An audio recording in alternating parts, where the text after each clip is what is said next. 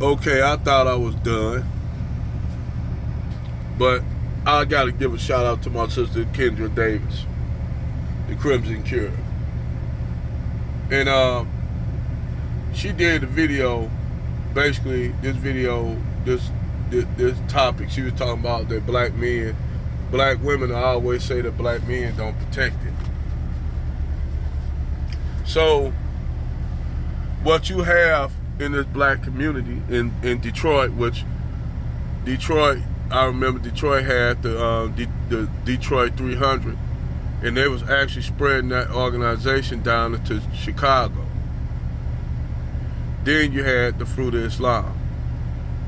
Now you take these three organizations, the 300, them brothers that was working at that gas station that was pumping sisters gas, strapped up with AR-15s, M16s, and AK-47s, and they was pumping women gas, make sure women get to helping them with their groceries in the car,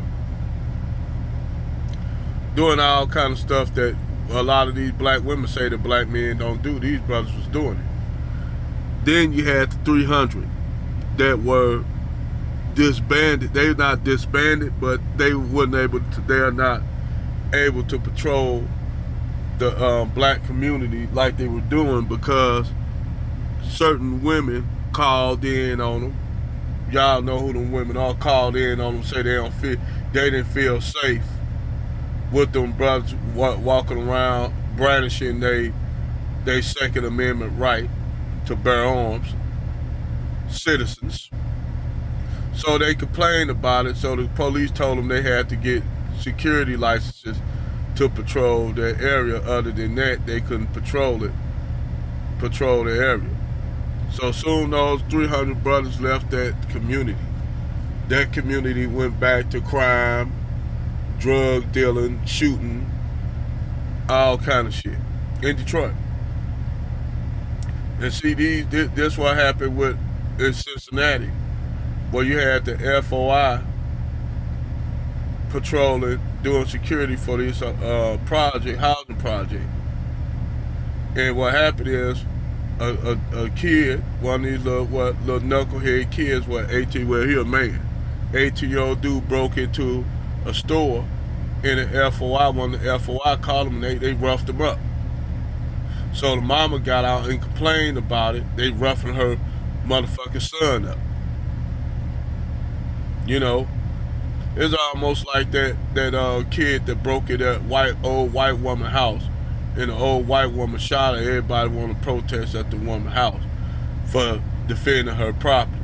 At that point, that lady defending her property, she had the right to do that, regardless of what motherfuckers like to say. She was at her right for shooting that motherfucker in the house. I would have shot his ass too. Let's keep it 100. But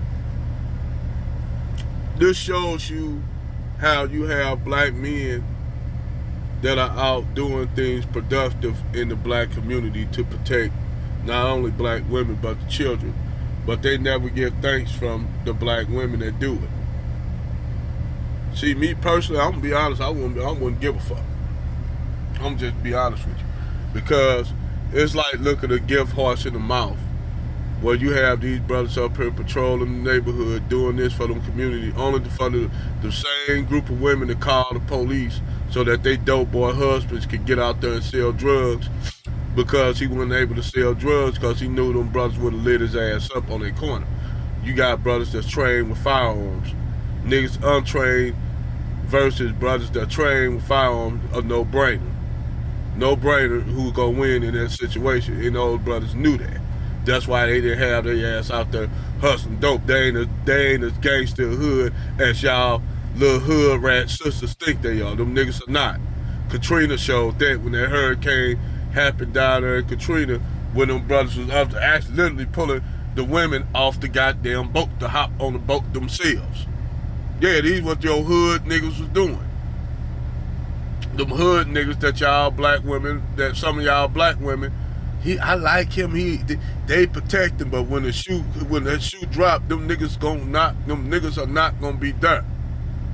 But you had these law-abiding citizens out there patrolling the neighborhood. Crime went down. old people was able to go out there and sit on their porch and watch the kids play.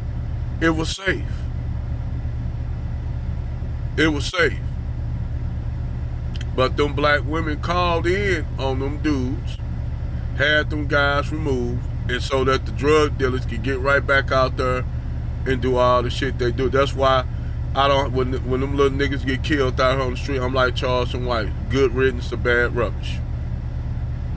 When these niggas get killed, I don't give a fuck. Like, it's just like with George Floyd, niggas going off the wall with George Floyd was strangled. I'm with Charleston White. You got Tamir Rice. Nobody didn't have no outrage for Tamir Rice. That little 12-year-old boy got shot. Nobody didn't have no outrage for that, getting out here protesting, turning up.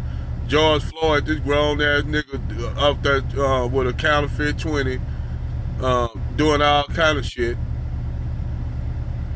Y'all got up and destroyed the whole goddamn city for that nigga.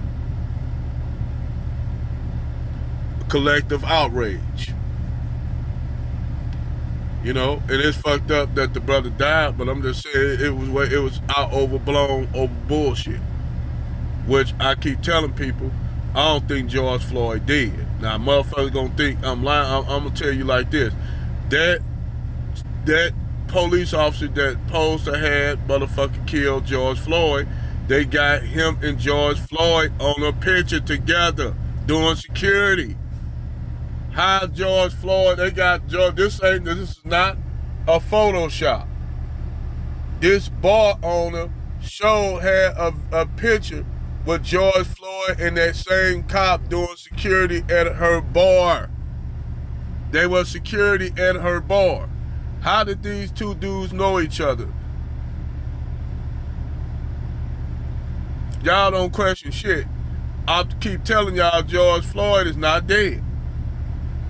Ain't no way me knowing martial arts, being in the military, know the way he only way he could have killed George Floyd short for breaking George Floyd's neck with his knee on the neck. You can't, and then on top of that, if he had so much pressure, George Floyd wouldn't even be able to say, I can't breathe. That means George Floyd can breathe. Then they took him and put him on a damn gurney on an ambulance and the cops get in. Come on, man. Y'all don't see shit strange about that shit? Then Antifa up there, Black Lives and Antifa out there antagonizing shit. Y'all don't see the shit? That shit was fake.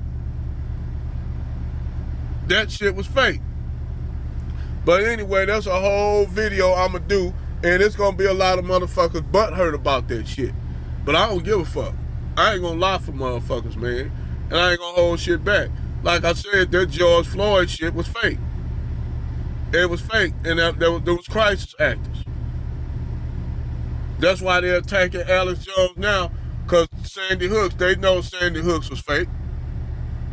But I digress. There's a lot of goofiness going on and shit. And this goofiness goes on to push an agenda. You know? It's to push an agenda of the elites.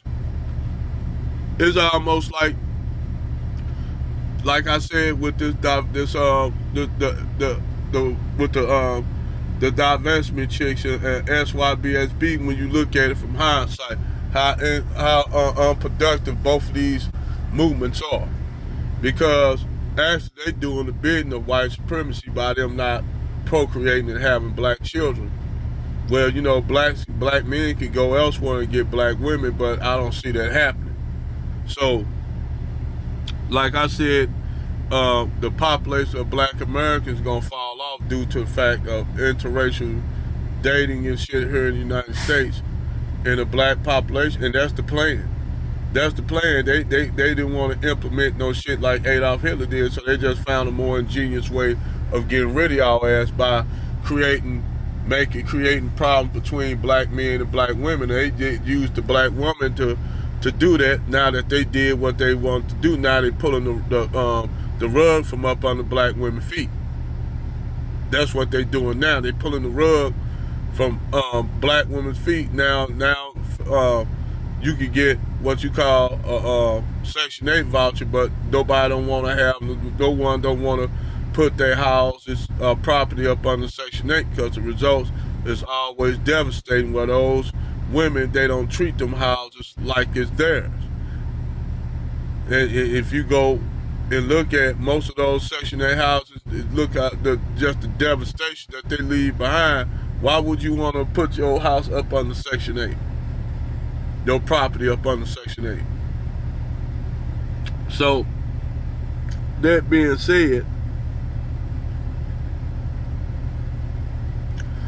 you know, the shit with, damn, I got off subject so bad, I need to get back on topic. But anyhow, to get back on topic, because I found myself way off. When you talk about the brothers that's basically patrolling the neighborhood, the crime was down.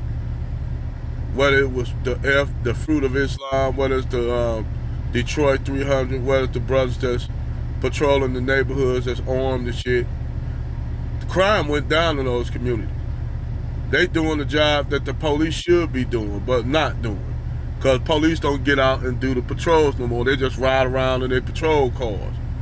They don't do shit, they just occupying force. That's how the police do.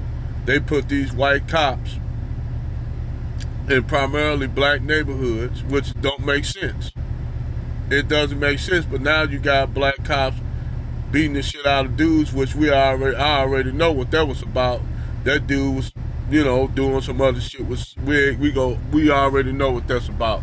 They don't got nothing to do with race down there. That was a whole different thing where that brother got beat to death. They should get time for that, but we all know what that was all about. But anyway, I'm gonna tell you something. Black women stand in opposition against brothers actually providing security for them. Because once you look at these women, the women that called on the Detroit 300 to have them removed, these guys that's now, you know, working in the, you know, putting groceries, you watch, they're gonna say something about that. Believe me, you're gonna have some of them black women gonna say some shit about that, because keep in mind, before that store up there in Detroit, that gas station, there was a lot of shootings on that lot. A lot of motherfuckers used to trap. I used to come through there all the time. I know right where they're mobile. They ain't sit up there, niggas sell dope on that corner right there. They ain't doing it now because those guys out there patrolling it. But once them guys move, are not there anymore, that fucking gas station gonna be lit up with little trap stars. When these black women call in on them guys, those trap stars get right back out there hustling, selling dope, drugs, destruction of the black community. And that's why I say the black community is dead. It's ran by women. And women sit up there and run and talk about black men put them in poverty. Nah. I beg to differ. Y'all actually like living in that kind of condition. And y'all, and not only do the black chicks be getting with black dudes that do that shit, they get with white dudes that do that shit. That's like that. So these chicks love that chaotic cash shit. This why you have SYBSB. This is why these brothers out there going abroad. And you can't. How can you not blame them? I told Billionaire that.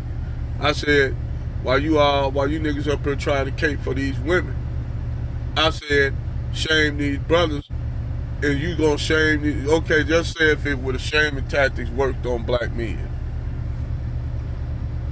You know, say if all those shaming tactics that y'all doing with the passport brothers actually work, kept these brothers here. Then so what's gonna happen after that? Those women gonna continue on doing the shit they do. They will continue on doing the ratchet whole shit they do, and then use them brothers for basically the fall guy. That's what'll happen if those brothers did not decide to leave. Now that those brothers are leaving, they like, wait a minute, where you going? It's like damn if you do, damn if you don't. It's just like I didn't understand how the swirlers. I thought you swirlers and divestment don't even care about these brothers. Why are you caring about these brothers, a segment of men that you all don't want because you got bread? You up there, some of the women up there with bread in videos, but they see these successful brothers going off here getting with other groups of women, and they still in their goddamn feelings because you know why? They feel that they should have options to them men as well. Not just Brad, but they feel, and Brad is now peeping that shit out. Brad checking this shit out. See, Brad for a long time, Brad been quiet about it. Brad haven't said anything about it. But now Brad's starting to see the shit. Brad, like, he coming out and telling all about the shit. And now the black women don't like that shit. They don't like the fact that Brad put them on blast. It was going to eventually happen sooner or later, man. You know, that they was going to wake up. Them Brads and shit going to start waking up to y'all fuckery. It wasn't going to take long. And all it did was took all these black men leaving their masks because the white men start saying, wait a minute, where these niggas going? They ain't fuck with these women. They don't care about us messing with them women. Oh, these niggas going to Dominican Republic, Brazil. And I told the truth about that.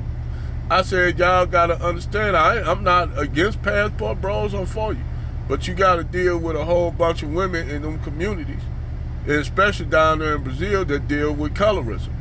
In them Latin countries, that shit, colorism and anti-blackness run deep in them countries. And the proof of that pudding is that black chick that went after Austin Halleman. She went after him. This chick up here with old fake, dusted and busted looking Brad would look like a fake Jesus. She up here with him, you know, worshiping this white dude. And I told brothers that, man, before y'all go to these Latin countries, y'all gotta understand the anti-blackness and the colorism in them Latin countries. Because no matter where you go, white men are gonna be the desired man. Let's keep it real. Due to his resources. Even though most of it he stole and shit, like the cookie crook. Most of the shit he stole, but due to the fact of his whiteness and his power around the world, which is now waning, it's in decline. But due to that, he pretty much could go anywhere, could be a broke ass white dude and pull more women than you, because his whiteness covers a multitude of sins and imperfections. Shout out to David Kerr. But that's my video. I'm going to bed, man. Over and out.